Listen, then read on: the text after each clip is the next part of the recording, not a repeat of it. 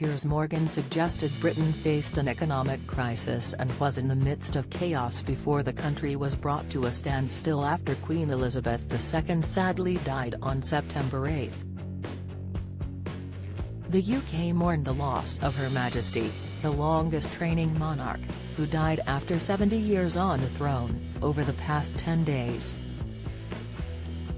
The 57-year-old spoke out in his latest column, as he reflected on the troubles which gripped the nation, from skyrocketing energy and food prices, crime, union strikes, the impact of the pandemic on the NHS, the housing crisis and Brexit.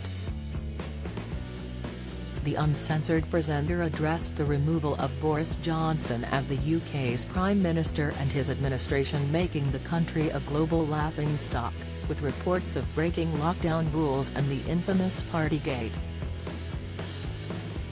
Writing in his column for The Sun, he penned, "It felt like Britain was quite literally turning to SHT, and the United Kingdom had never been more disunited.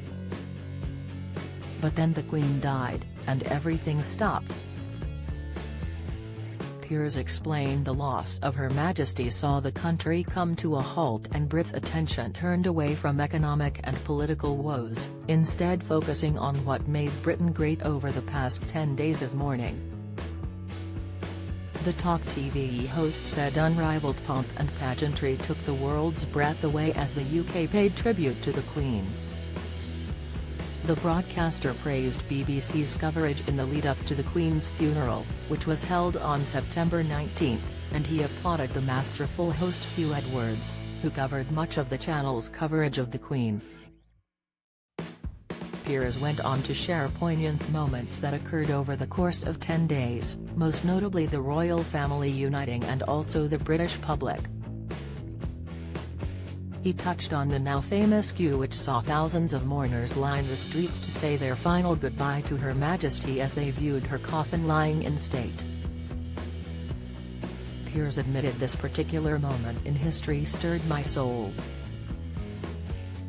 "The queue stirred my soul because it made me realize just how unique and brilliant the British people are, and how we're so clearly at our best when we're united not divided, as we've shown time again from World War II to the first terrifying wave of the COVID pandemic," he wrote.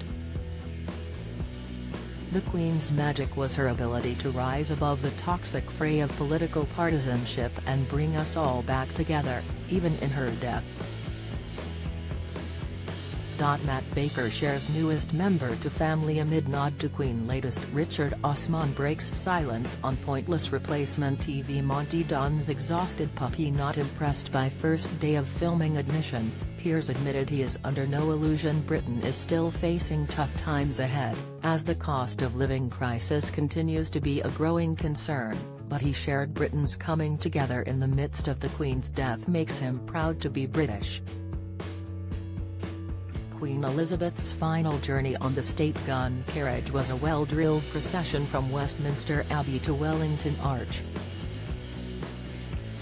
Her coffin, pulled by 142 Royal Navy sailors, was escorted by her family as an estimated 2 million people swamped key central London spots such as the Mall, Whitehall and Parliament Square to pay their respects. King Charles III followed on foot, accompanied by brothers Princes Andrew and Edward and sister Princess Anne. Behind him was William alongside the Duke of Sussex and cousin Peter Phillips. The Princess of Wales, children Prince George, 9, and Princess Charlotte, 7, and the Queen Consort Camilla looked at the crowds waiting to revere Britain's longest-reigning monarch. Her Majesty was later laid to rest following a private burial ceremony at St George's Chapel, Windsor. She was buried alongside her late husband, the Duke of Edinburgh, and her father, mother and sister.